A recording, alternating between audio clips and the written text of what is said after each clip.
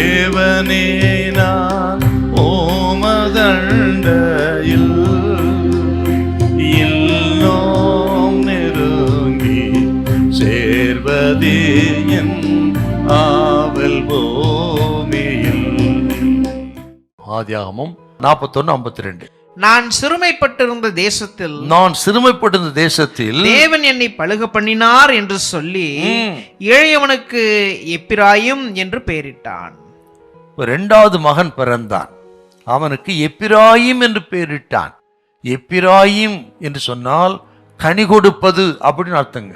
அதுல 2 வார்த்தை பாருங்க. 51ல தேவன் மறக்கும்படி பண்ணினார், 52ல பலுக பண்ணினார் என்றால் அர்த்தம் என்னன்னா, தேவன் யோசேப்பை உருவாக்கினார். யோசேப்பு தேவனால் உருவாக்கப்பட்ட மனிதன்.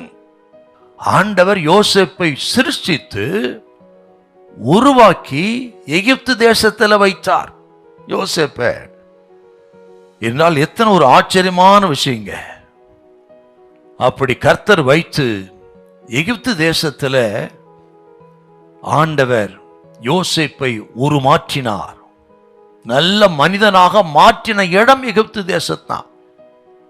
அப்படின்னா நம்ம சிருஷ்டித்த தேவன், உங்களை சிருஷ்டித்த தேவன் உருவாக்குகிற விதங்களில் ஒன்று தான் சோதனைகள், பாடுகள்.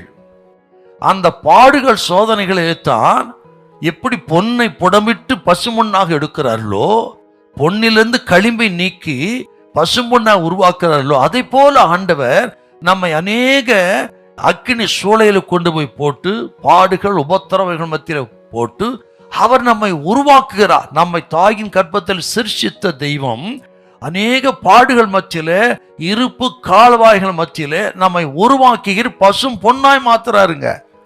இதை கேட்கிற கத்திரி பிள்ளைகளே, இப்ப சொல்லுங்க, ஏன் இந்த பாடுகள்? ரட்சிக்கப்பட்டது உண்மைதான், தெரிந்து கொண்டது உண்மைதான்.